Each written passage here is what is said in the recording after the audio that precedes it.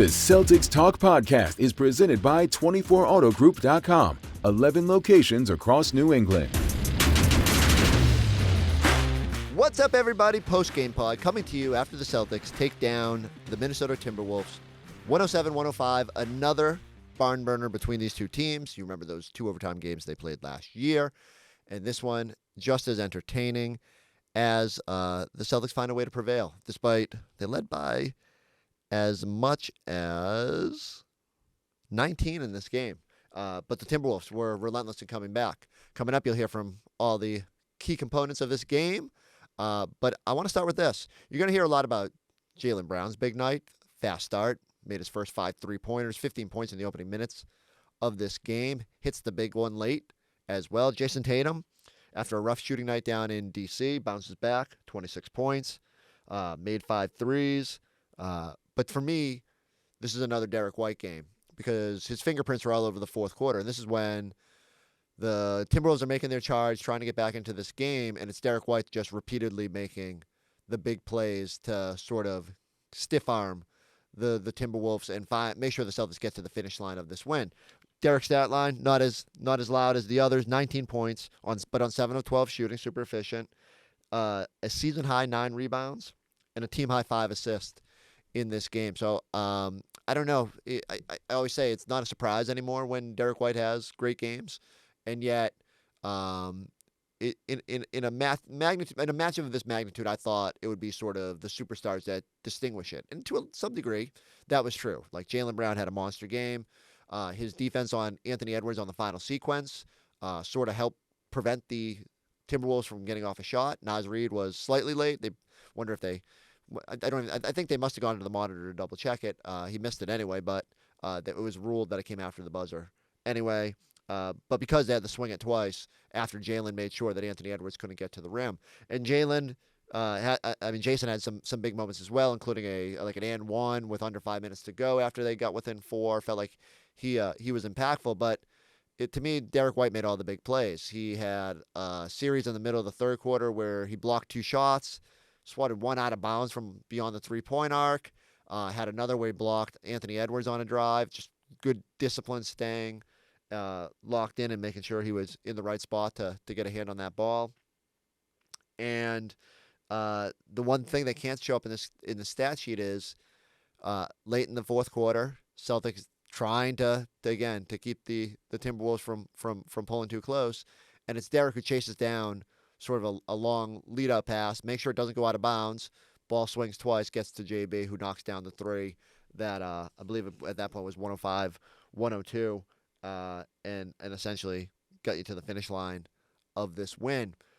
Derrick has been awesome. I don't know when, probably another 2 weeks, maybe Christmas time, we'll start getting the full Derrick White as an all-star treatment because we'll be getting closer to, fan voting will have started. We'll be getting closer to when Eastern Conference coaches will vote for reserves, and the Celtics are now 14-3, and I just think it's time to start thinking about this. Where you guys know, if you listen to this podcast, everyone kept telling me East is better. It's going to be hard for the Celtics to get 3 All-Stars. Like the East is overflowing with talent. Well, right now, not a whole lot of teams in their stratosphere. It's the Celtics and Cavaliers have distinguished themselves. And it's a chance here for maybe Derrick White, think about this. I keep saying this. Derrick White is having just an all-time year. So, second all-defense nod last year, wins the championship, gets the unexpected call-up to Team USA, wins a gold medal, signed a lucrative long-term contract extension. Like, literally everything that can go right for Derrick White has pretty much gone right. And maybe this is the last step. Is that final jump to being an all-star player. He was knocking on the door, if you remember, last season. Felt like there was just maybe a early January slump contributed to him not getting that nod right before coaches voted. Maybe the rest of the league just wasn't ready to put Derrick on that level yet, but I think we all know now he is super impactful in the way that he plays this game. He is key to the Celtics' success, and another double-digit fourth quarter in this game, making sure the Celtics find a way to get the win and I just don't think it should get lost. And game high 38 minutes. You know, it's just or team high 38 minutes, I should say. Anthony Edwards played more. You just know what you're getting from Derrick White. It doesn't matter what he does. He might have a quiet quarter somewhere in there. He's going to give you what the game needs in the biggest of moments. And so Jaylen Brown deserves all the ink he'll get for the barrage of threes. Jayson Tatum was great as well. Derrick White, to me, was what helped you get to the finish line. A couple little things. Xavier Tillman, 14 minutes, 18 seconds, was essentially the backup big behind Al Horford. No Luke Cornett, who was a late scratch due to hamstring tightness. And Nemish Queta is a DNP. Somewhat interesting, again, another 8-player night. Joe going with a very playoff-like rotation. Tillman's line, again, if you didn't tune in and you're just like kind of going on that, a -1 and plus-minus. He did hit a 3, or no, I'm sorry, he had 3 points. He had a trip to the free throw line as well. 4 rebounds, but I thought his defense was really good in spots. Not perfect. That's a tough team for an undersized big to go up against when Rudy Gobert's over there and out rebounding everybody on the Celtics roster. But I thought Tillman did a really good job in there. Just kind of giving the game what it needed in that moment. And they just needed another big to kind of give some defensive versatility who could get switched onto Anthony Edwards and hold his own, or get swapped onto one of those big long wings that they've got and not look out of place. So credit to Xavier Tillman. I told you, it's not always going to look great, but he's going to be an impact player for this team at various times during the year. Now, will that be in the playoffs? I don't know. I would say, it's probably going to be very similar to last year, where Dallas series looks like a good potential for matchups. Maybe he's in there, but credit for him for hanging in there. Not a lot of playing time to start the year. Could get really discouraged. He's out there with the main Celtics so that he can help Kristaps Porzingis get some run during that workout last week. And now, finally, the last 2 games, getting a little bit more of an opportunity here to showcase his versatility and how he can help this team. So, just felt like it was important to spotlight Tillman and what he and what a good teammate he's been, and how impactful he could be further down the road. All right, let's get to more of our post-game show, and then we'll be back on the back end to talk about the Clippers, which is pretty much 24 hours away as I'm recording this. Gear up for more in the year of 24 at the award-winning 24 Auto Group. This is our year, and we want to celebrate it with you. That's why we've got sales and service specials, giveaway contests and prizes, and fun family events happening all year long. So tune in every 24th of the month for the latest year of 24 news and offers. With 10 convenient locations across Massachusetts and Rhode Island and 8 top brands, we have the knack to save you more in the year of 24. Visit us in-store or online at 24autogroup.com. All right, so Jaylen Brown scored the first 15 points of the night for the Celtics. Also had the last 3 in a meaningful 3 as the Celtics win this game by 2. It's Celtics postgame live. Tom Giles, Chris Forsberg, Eddie House, and you saw Jaylen 29 points in this one, Eddie. And there he is. Thought we lost you for a second there, man. Chris, I'll start with you. Your thoughts on this win and just what is it about these two teams when they square off? You're going to get a tight game like this. We just knew it, right? Giles coming into this one, it felt like it was going to have that big time atmosphere. The Celtics got up a couple times, and you thought like maybe they were going to put them away, but credit to Minnesota. They kept swinging, finding their way back into this thing, and you can see the makings of what they can be and what they haven't quite tapped into fully yet this season. But look, I know we're going to focus on Jaylen making the shots. I know Tatum and him were both big down the stretch, but for me, this game comes down to Derrick White was everywhere yet again in the fourth quarter. Another double-digit performance in that fourth frame. When things get tight, it's Derrick White who's always sort of cool, calm, collected, saving that ball right there to keep alive that possession that sets up the JB3. And so I just love everything that Derrick White brings. I know we always say like the Celtics have 2 superstars in Jaylen Brown and Jayson Tatum. It's time to put respect on what Derrick White is doing out there and helping them to be as good as they are. Yeah, Eddie, your takeaways after this one. My takeaway is that I like the way that we locked down the paint in the second half. I remember I was talking about points in the paint. I've been talking about that all season long, right? And at the end of the first half, you know what the number was? It was 28-8. Plus 20 for Minnesota. But guess what happened? I say just bring those numbers down. Just bring them closer down.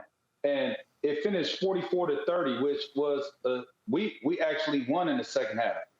22-16. To me, those are the small little wins right there. And you build off of that small win right there and say, hey, this is something we could do. This is a team that wants to attack you in the paint. I thought we did a fantastic job. I got to give credit also to the Minnesota Timberwolves. They had like 2 or 3, I'll say maybe 4 opportunities in that game to kind of mail it in, where it's like, oh, it's not going our way. Maybe it's just one of these games. We're on a roll. Let's look to the next game. And they never mailed it in. They kept playing hard.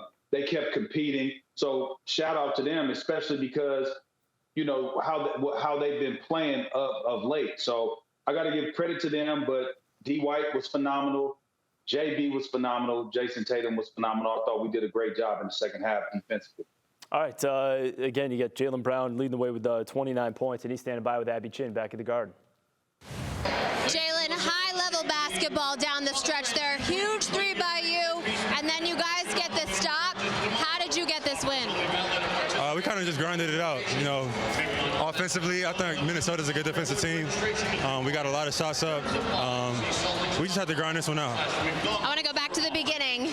Incredible start by you. 5 straight threes. What did you have for lunch? Did you know you were going to get off to that kind of start? No, I mean, I've been shooting it, you know, not as good as I wanted to start the season, so I'm due for a lot of makes. I just got to stay with it, keep my confidence, and shoot the ball. I feel like I'm a great shooter. If you leave me open, I'm going to knock it in. No question about it.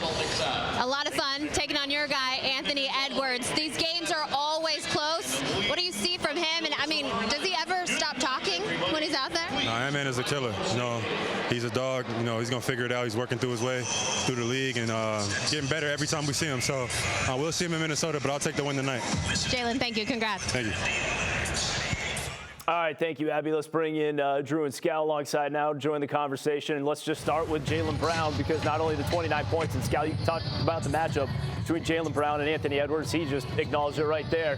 But he was also defending Anthony Edwards on that final possession. Your thoughts on Jaylen tonight? Yeah, Jaylen Brown was amazing. Like, to start out making 5 threes to get to just a big game. It's not just about him and Anthony Edwards. Like, this Minnesota team, a team that went to the conference finals last year, you got to get off to a good start. And I just love when different individuals have that big first quarter, and that's exactly what he did. Jaylen Brown, it was kind of a throwback for him, right? Where last year, Jaylen Brown was the guy who always set the tone in the first quarter. This year, Jayson Tatum has kind of taken over that role. But we were talking about it when JB gets off to that sizzling start. He's the only Celtic who can score. You're thinking, is Joe Mazzulla going to change up his sub patterns? And he did. This is only the second time all year that Jayson Tatum didn't play the entire first quarter. And you keep Jaylen Brown in there when he's got the hot hand. He cooled off in a hurry. He did have those 2 air balls, but then he found his rhythm again, and he's the top scorer for the second win in a row. And, you know, he mentioned something good, I thought, in that interview there, guys. Jaylen Brown's field goal percentage has increased each of the last 5 seasons. And last year he was about 50%.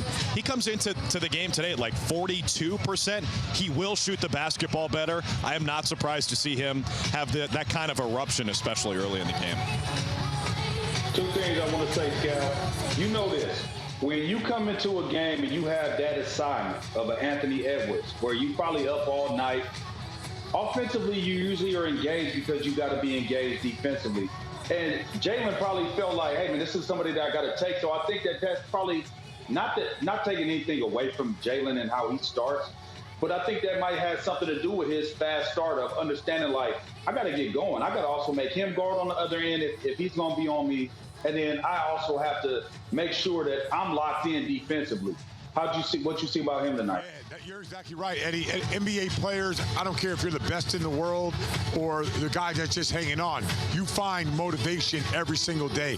Jaylen Brown woke up and said, listen, I know that Anthony Edwards is the guy I work out with. We play pickup. I'm motivated to beat him. I don't want to give this guy bragging rights in the summertime. So that little difference could probably be the difference between Jaylen Brown getting off to that very good start. Good job by you, Eddie. Drew, I'm just going to keep bringing it up until he has a bad fourth quarter, but Derrick White yet again in the fourth. It'll get lost in some of what the Jays did, but what is it about Derrick that he just keeps owning that moment? Well, for majority of this game, Forsberg, the Jays were really the only guys who were scoring. I mean, I think into the fourth quarter, at least late in the third, they were the only two guys in double figures. And you knew that Derrick White was going to step up. He always does. I mean, the numbers speak for themselves. If you go look up Derrick White's numbers in the fourth quarter, he's around 50% from deep. It always feels like he makes a big play. My favorite play he made tonight was the one where the ball's going out of bounds. Yeah. And Anthony Edwards turns into like Usain Bolt and is sprinting after that thing. I know he's an Olympian, but damn, he was going fast. And D. White outruns him to the ball, keeps it in bounds, goes out of bounds himself on the baseline, but the ball stays in the entire time, and it led to a 3 for the Celtics.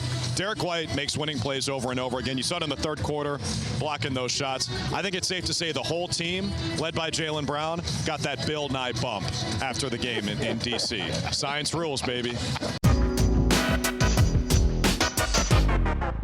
Derrick, yeah, that play, Jayson kind of threw the lead pass. You tracked it down and ends up going into JB for the 3. Afterwards, seemed like you were coming back to the bench saying, "I'm fast." Can you just walk us through that play and why you felt the need to let everybody know how fast you were? I mean, JT threw it ahead, and at that point, it's just first one to the ball, and so we had a discussion about who was the fastest on the team, and I had to put my case in there. You had a couple of big defensive plays. You had the block at the end there, or in the fourth quarter. And you actually, in the first quarter, had a closeout on DiVincenzo where he ended up having to swing it, and Jaylen got the block. How do you see the game as fast as you do? How do you recognize the breakdowns as fast as you do so you can recover? Just instincts, just flying around.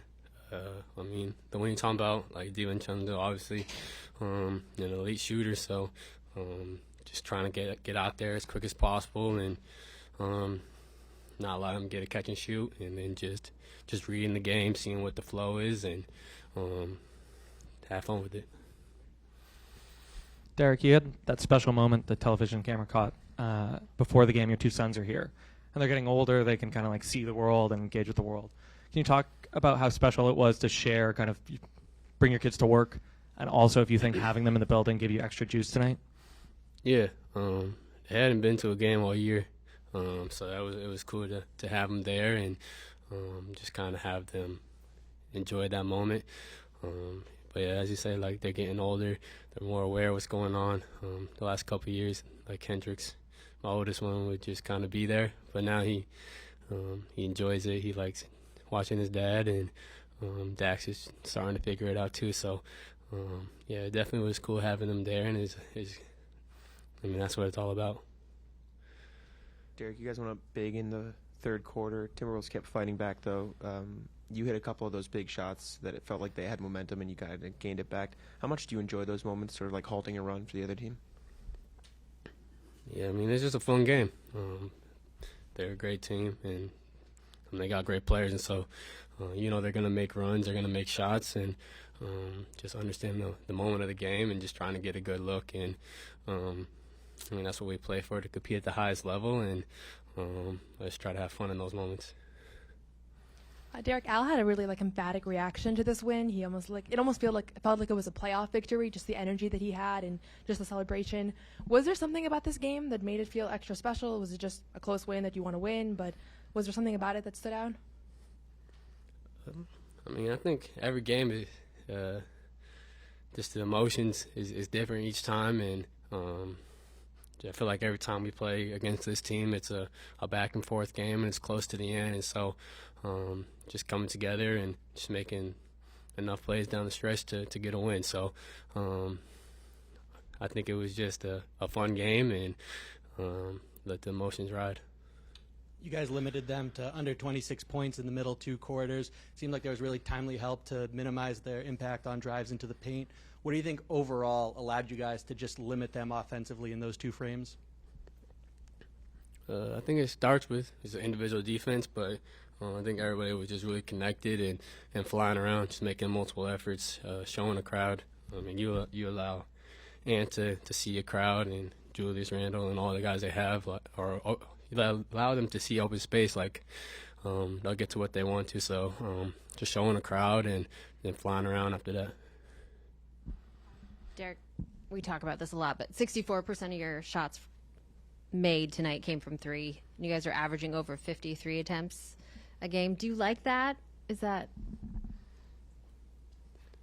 I like it when it goes in, and I like it when we win. So, yeah. Which you did tonight. And then looking ahead to the Clippers tomorrow night, underrated defensive team, how important will offense be and what will be required of execution? Yeah, they got my guy Van Gundy out there, so you know they're going to be prepared, and they're going to compete on that end, just knowing them for last year and getting to know them. So they're a good team, and it's going to be a challenge for 48 minutes. What were those conversations with Jeff like, and what did he communicate to you guys, and what did he do for this team last season? I mean, he just been around basketball forever, just knows the game, and just lives and breathes basketball. So anytime you have someone like that, it's infectious, and it kind of just motivates you to learn and want to grow. So he's doing a great job, and it'd be good to see him. Jaylen hit his first 5 3-pointers. When someone's that hot, what's the balance between looking at him every possession because he is that hot and then trying to stay aggressive enough with everybody else to kind of keep the offensive flow? I mean, at that time, he was our only offense. So we just keep finding him, especially like you got to go in like that. Just try to find him any way you can. But, I mean, you take that one heat check, and then you kind of just get back into the offense. But, yeah, at that time, he was really the only one we had that could make a shot. And so just kind of carried us through that little stretch there and allowed us, everybody else to kind of catch up. Jayson, you guys were up 19 in the third. Timberwolves fought back. Then you guys it felt like every time they made a run, you guys were able to sort of push them back, and whether it was one bucket or a Derrick White block, something like that. How much do you enjoy those sort of, the challenge of holding them off as they are trying to make the comeback? It is a challenge. I think it's to be expected, right? We playing a really good team with some talented players that they're not just going to go away easy, that they're going to make plays. And I say it all the time, just how do we respond? How do we withstand what they're trying to do? And it's always by collective effort on both ends of the floor and just guys finding ways to make a play on both ends. Jayson, when you threw that lead pass at the end there to Derrick, how confident were you in him being able to track that down? I don't know. For some reason, I thought he was just so much further ahead than Ant. I guess they was neck and neck when they started. But he made me look good, or made me not look bad, I guess, by going to get it. D. White, probably fastest guy on our team, so it was a hell of a play by him just to go, recover the ball. Is there anything that he does that kind of surprises you guys anymore? No, he had 9 rebounds that night. That was surprising. But no, D. White's a hell of a player. Big part of our success, and he just always does the little things and does the big things as well. He has big shots, big plays, gets blocks, and we wouldn't be who we are without him. Jayson, what's it like for you going up against Ant? There was obviously that game last year. They showed some of the stuff he said in the starting 5 there when you guys were kind of going back and forth in that game. So a little something extra going up against him, and what's kind of that relationship like going up against him on the court? Yeah. We had 2 good games against each other last year, and obviously spent the summer with each other in the Olympics. I love Ant. He hell of a player, hell of a competitor. He talks a lot, and he had a lot to say this summer about, the games we played against him last year and, getting excited to play against us this year. You enjoy playing against the other best players in the league. It's always fun and competitive. Did you realize what he said until the documentary came out? Was that kind of a surprise to you when you saw it? No, I mean, I saw it. And, you know, we was talking a lot of shit to each other during the summer. I got a pretty good record against Minnesota in my career. So, you know, that was the one time they beat us so far. But, I mean, it's fun. They're a really good team. They well coached. They got some talent over there. So I'm certain for the near future the games against those guys will be, you know, really fun ones.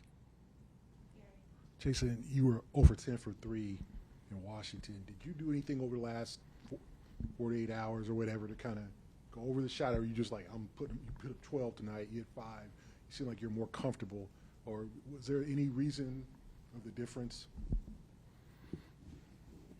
Nah, sometimes that shit just don't go in. I didn't do anything extra. We had an off day yesterday. I was chilling with Deuce all day and just came in excited to play again. I knew I wasn't going to go 0 for 10 tonight. So it just, you know, it all balances out. And how do you deal with nights like that? I mean, you always say there's another game the next day, which there is, but is there particular shooting nights where you're just like, damn, like, I got to look at film, or are you just, you know, the ball's going in? You've said you're a confident guy, but, you know, how do you deal with that? I mean, I think earlier in my career, it would have bothered me a lot more. But you understand there's so much more basketball to be played, so many games that, you know, in those moments it feel like you're the only person missing shots. But, you know, every great player, every great shooter has went through slumps where they weren't shooting great or had nights where they couldn't hit shots, and you know, they always bounce back or respond. And I think just having moments like that throughout my career, or, you know, tougher shooting nights, have become easier to deal with or live with, you know, as I've gotten older. Last question to Abby. Clippers coming in tomorrow night. What are the challenges in dealing with a team led by James Harden?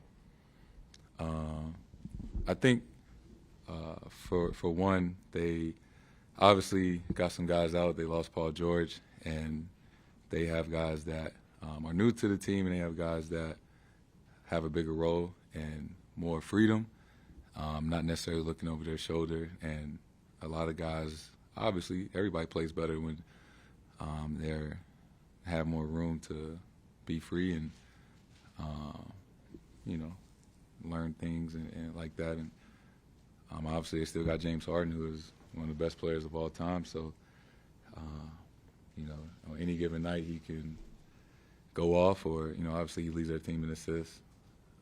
So that should be a fun one tomorrow night, and look forward to, you know, to the game. All right, Celtics 5-game winning streak. I'm gonna pull up on my phone. I had them up on League Pass earlier. Let's see what it is now. Clippers up 55-42 as I'm recording this, late second quarter. It looks like there's a chance that we'll have two teams on 5-game winning streaks as the Celtics and Clippers get ready for the second night of a back-to-back at TD Garden on Monday night. Interesting little matchup. Like, I didn't really know Clippers lose Paul George. Thinking like James Harden show out there now. Like, how is it going to play out? And you know, look, they found a little something in this stretch. That I think this is their second little prolonged win streak of the season. So the one thing that jumps to mind, I said this on our postgame show, is I remember a couple years ago, Celtics versus 76ers in the playoffs. One of the things that helped tip that series was Jaylen Brown was like, I'm going to go guard James Harden from the jump, make his life miserable. Celtics knew he was sort of the X factor in that series. If he had a big night, they won those games. If they bottled them up a little bit, Embiid couldn't win that series on his own. And so I wonder if the Celtics will take a very similar tactical approach against the Los Angeles Clippers, where if you take Harden out, it really puts pressure on I don't even know what the right word is here. Like a supporting cast that isn't quite what it was when Kawhi is healthy, when Paul George is healthy, or Paul George was there. So very interested to see if Jaylen Brown takes on that defensive challenge, especially coming off a night where Jaylen wanted that defensive challenge against Anthony Edwards. So this is the luxury of Jaylen Brown, that this is 2 games in a row he's had season high in points or big nights, I think, right? Like 31 points the other night against DC. Now 29 points here against the Timberwolves. We'll see what he has in store for James Harden and the LA Clippers as the Celtics, another 3-day break in the middle coming up, a nice little chance to enjoy Thanksgiving. That big NBA Cup game against Chicago, which could determine whether the Celtics advance on, looms on Friday night. So Celtics got to find a way to crank that energy up. The other thing that jumps to mind, at no Al Horford, presumably in that game, second night of a back-to-back. Does that open up an opportunity for Kata to jump back in there? Is Luke Cornett feeling better with his hamstring? Some decisions for the Celtics to make. One decision you don't have to make. I will be right back here with you after Monday's game. So I need everybody to go like, subscribe, check us out on the YouTube page. We'll catch you next time on the Celtics Talk Podcast.